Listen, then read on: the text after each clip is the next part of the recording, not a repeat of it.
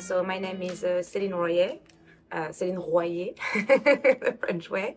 I'm a lighting designer, lighting programmer, director, based in LA from France. And I've been working mostly in entertainment live shows, concert touring, and a little bit of TV. I've done way more different things back in France, but I feel like I'm doing like more concerts touring in the US.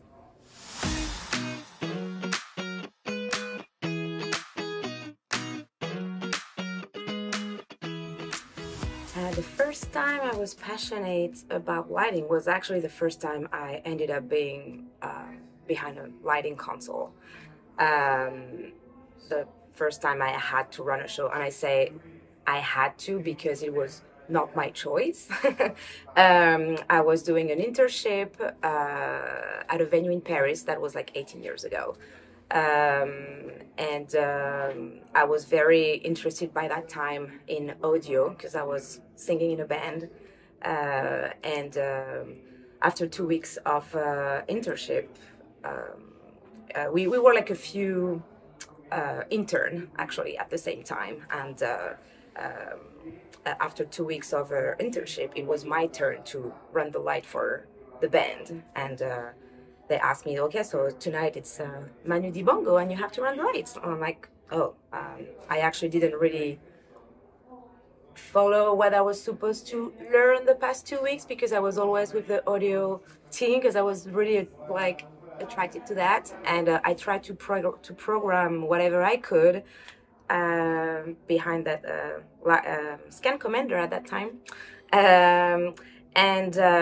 The show starts and it went well, I think.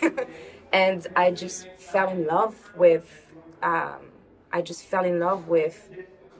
how I felt behind that lighting console and how it looked also. And the funny thing is that after the show, the manager of that venue came to see me, and it was like, you have good rhythm and you do like beautiful looks. Do you want to go on tour? And I'm like, sure. I still don't know anything about lighting. You know that, right? And they're like, yeah, but you have like good rhythm and you do a beautiful look. So you can, if you want to jump on the last shows of a tour. It was like, I think 3 shows left that it was like managing. And I did those shows. And after that, I just decided to like forget about audio. You jumped ship. Yeah, exactly. You jumped ship. But it's definitely, I think the fact that I always been passionate about music. I started to sing very young, like around 10. I was like passionate about like music performance on TV, and that definitely like intrigued me. And when I had to change career at 22, because I was a hairdresser before, when I had to change career, I was looking into working into entertainment, but as a singer in a band, I definitely was looking more into audio than lighting for some reason. Yeah, I feel like someone pushed me in my destiny of being like a lighting person.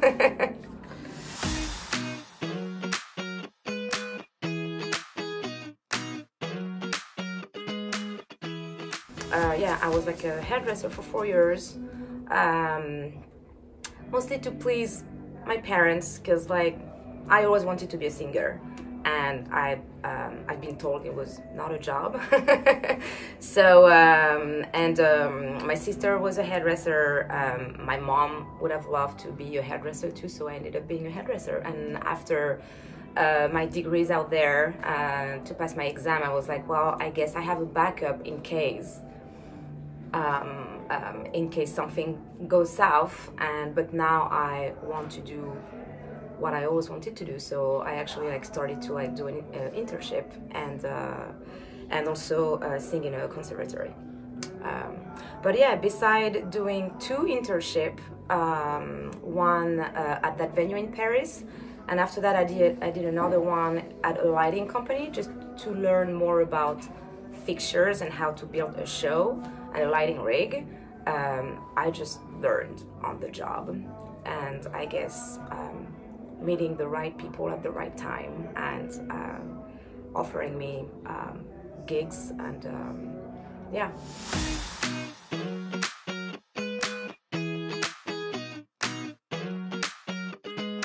In general, so I feel like since I moved to the US 8 years ago, I do more concert touring than in my early career.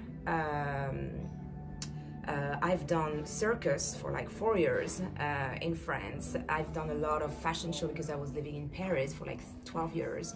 A lot of corporate show, and I was also I was already doing touring back in France, but since I moved in the US, it's definitely like more focused in like concert, residency in Vegas, a few corporate show, but also I learned how to like just do what I feel like doing. So I'm more like a music person than just doing like a corporate show, so that's also why I guess I do more like shows. But also I do live performance, so I work for Voss Evans, who actually does all the Rupaul Drag Race tour, so I've been designing all those tours for the past 4 years now. So it's not concert, but it's more like a dance performance, so it's a different way of like working, but yeah, that's what I've been doing.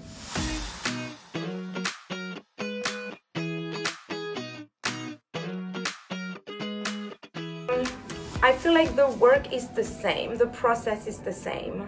There is like still a design that has to be done, programming previous time, rehearsal. One of the reasons why I do it, and I like to do it, it's the non-touring part of it. So it's still like a tour, it's still the same show with different crowd every day, same venue, but yeah, it's pretty much the same, I feel like it.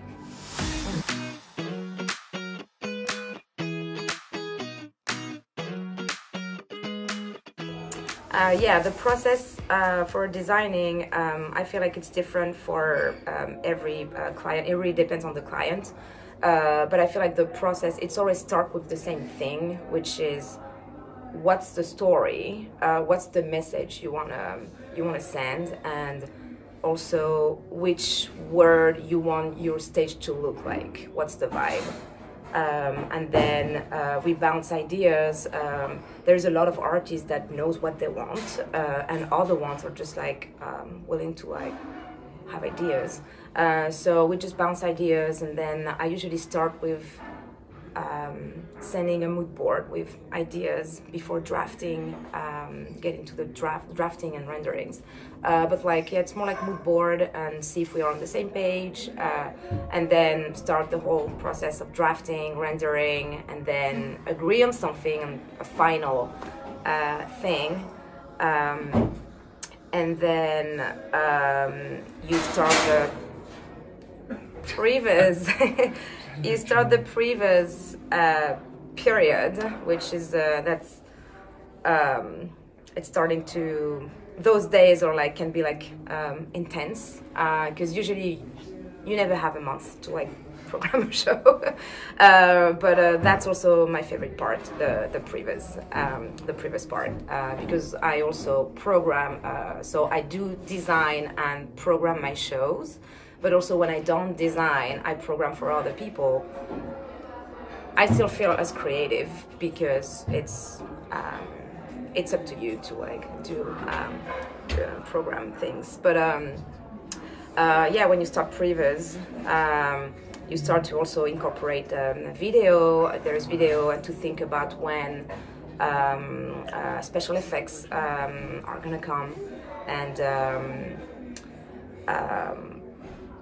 the way I program, which is also the way of a lot of people that have been inspired from. is that I want the lighting to represent the music. So if I have a deaf person, I would like that person to be able to feel the music just by watching the lighting show, and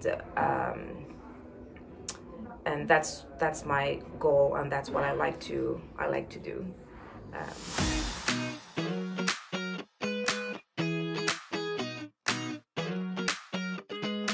Yeah, if there is like a bass drop, if there is a drum roll, if there is a guitar solo, or like high notes, I really try to like represent that with lighting. And obviously, like most of the show that I've been designing and programming the past few years, it's all time coded. Which is funny because it took me a minute to start timecode, while a lot of people were already using timecode, and I was like, no, I don't want to timecode. And when I started it, I don't know, when was that, like 8 years ago, I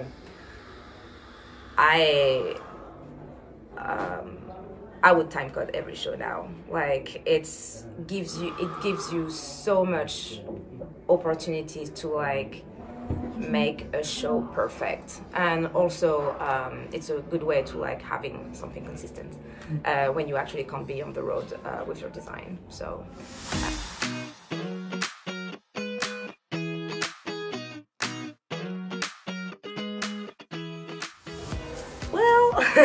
or no? It really depends, but there is a lot of shows where everything is the same and has to be the same, mostly on like big shows, but there is also like a lot of shows that doesn't run timecode, and but when they do run timecode, they're not gonna stop timecode during the show anyway, so they have to like follow what's what's going on when they run like time-coded tracks. And yeah, most of the show and like big production, I feel like everything is like really, they know exactly where to be and what to do during that time. And also when there is like IMAG, they have to know exactly where the artist is, and so there is not a lot of chance where oh she's back to the verse now. Yeah, no.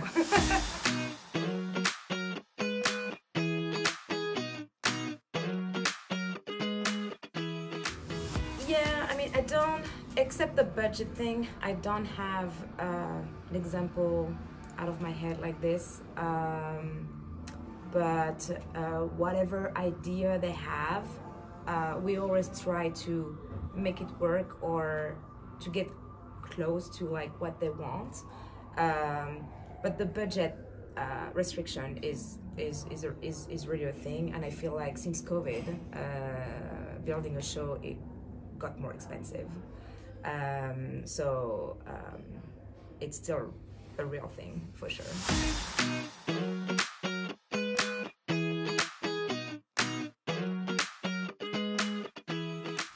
Usually they give me the budget that they have for lighting equipment, so I try to like cover the whole lighting equipment, and so we after we agree on a lighting plot, we just like send it to like vendors and try to like make it work, but also in this budget, it's the design fee, the previous time, all the work ahead, so yeah. But I've seen big shows with big production that looked small, and I've seen like small production that looked big, so we always try to like make it work, and I don't think that having a small budget is a big problem. Yeah.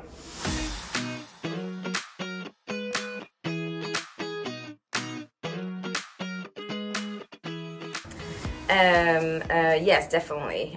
There is definitely designers that inspired me and actually helped me to be the designer that I am now, the way I program now. And and I still get inspired by a lot of people, like every year here and there.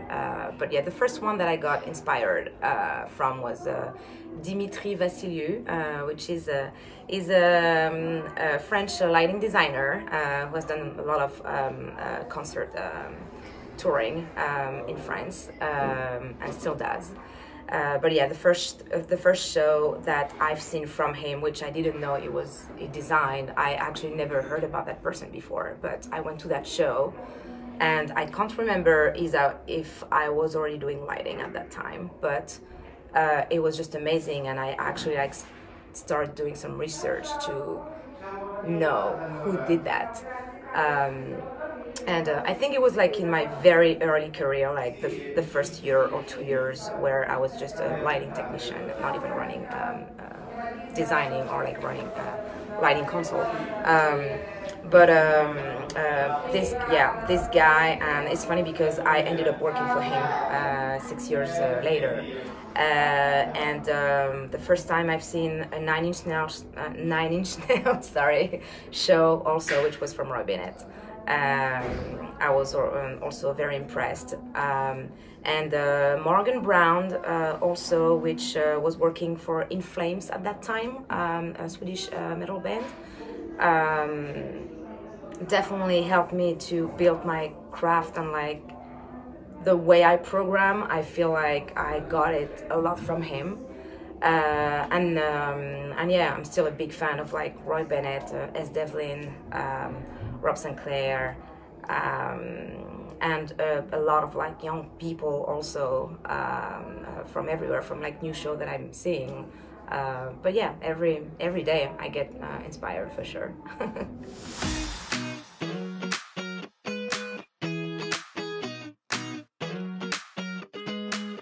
You should see my photo library on my phone. It's like all over the place. But yeah, it can come from architecture, a painting, houses, the shape of a gate of a house,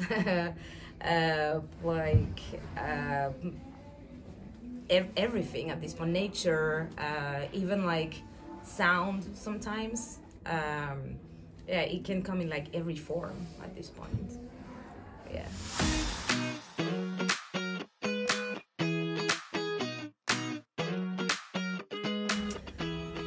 I don't have only one, I think. There was multiple ones. I feel like moving to the US was a big challenge.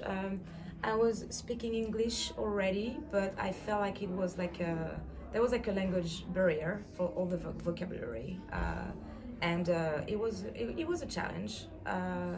The first time I had to present a design for an A-list artist while I was actually learning how to draft and do renders.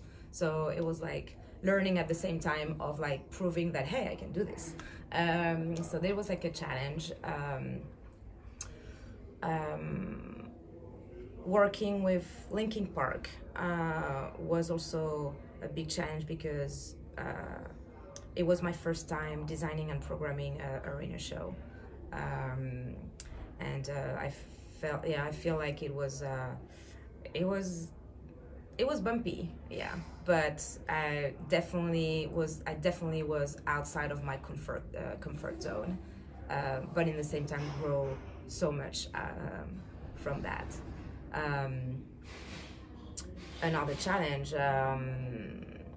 that show that I had to like 30 songs that I had to time code in 3 days, which I failed, but that was challenging too. Yes, so there's a few challenged, yeah.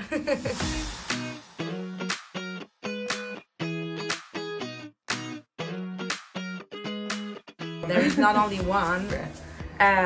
There is a few, for sure. I think the main one is to see a show that I've worked on coming to life. That's the proudest one because it's hard work all the time, and yeah, it's just crazy how like you know that you just start out of a sketch or a mood board and you just like see it live, and it's just like work with like a whole team, and so this is like a proud moment.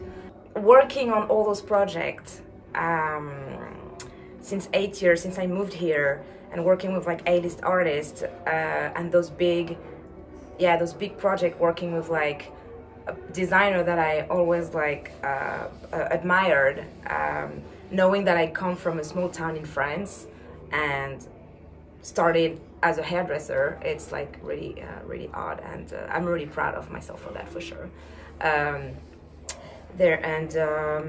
Yeah, that might sound cocky a little bit, but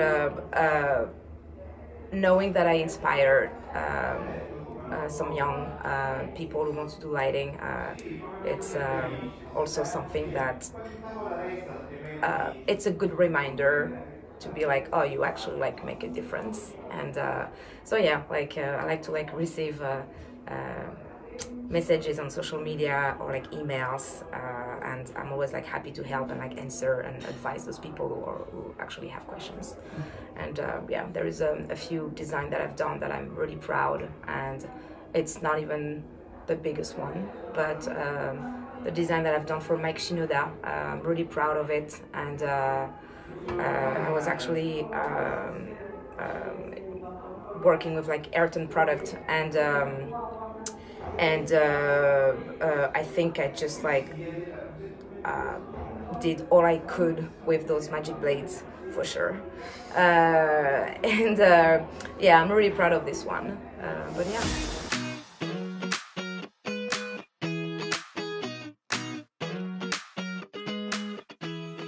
It did change a lot in 18 years, for sure. I started with a scan commander and a lighting commander. You needed 2 consoles to deal with different projectors. So yeah, we come from far, for sure. And I can't imagine people who were in this business for like 25 years or 30 years.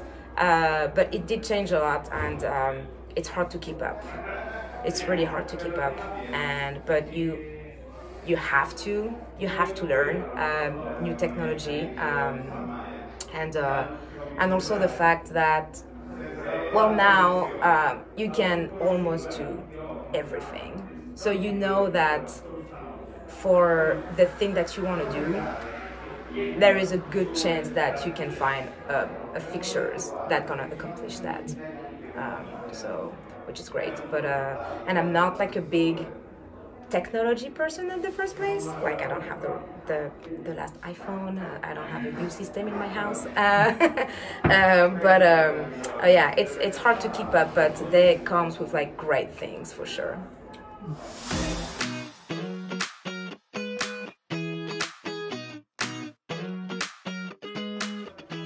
I feel like it. Like, yeah, like I see more and more women, which is great. I mean, I started like 18 years ago, like we were not a lot, and also I come from a different country, so it's probably different for like every country. But back like 18 years ago, we were not a lot, and I feel like it was not equal. Like, there is a few gigs that I didn't get because I was a woman. And I feel like it was more like the reason was more like a physical, like was not like couldn't lift as much as a man.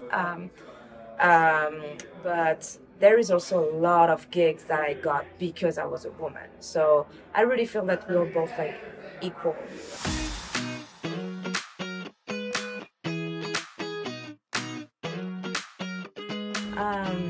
I would just say, just like go for it and don't give up.